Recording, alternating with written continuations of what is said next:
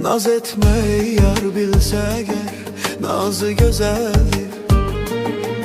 Aşıqlərimin söhbəti xoş, sazı gözəldir. Hər nəğmə olur qəlbimizin əksi sədası.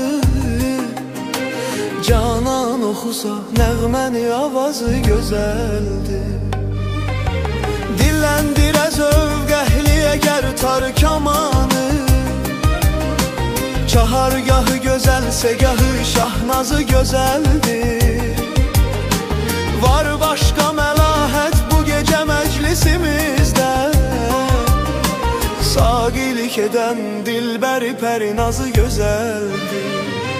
Seyrə çıxaq bağda çəməndə, güllər açılıb yurdumuzun yazı gözəldir.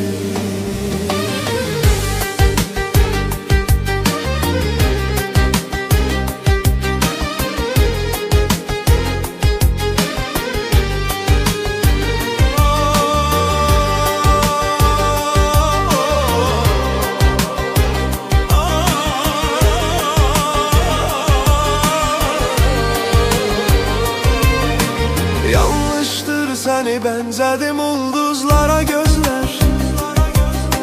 Var hər baxışında yeni aləm qara gözlər. Gen dünyada saldın məni bir gün dara gözlər.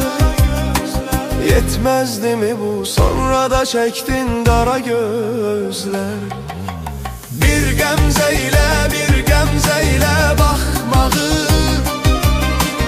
öyrənməyə səndən ceyran dayanıb gündə gərək yalvara gözlər. Min dastana sığmaz o baxışlardakı məna. Ceyran hələ bir söylə görüm sən hara gözlər. Neyləmişəm mən yara gözlər, müjgan ilə etmiş qəlbimi yara gözlər.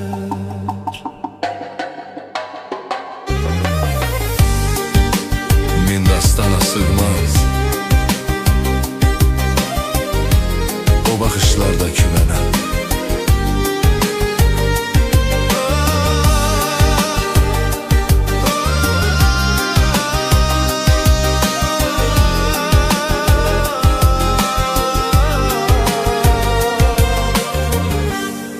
Min dastana sığmaz o baxışlardakı mənə.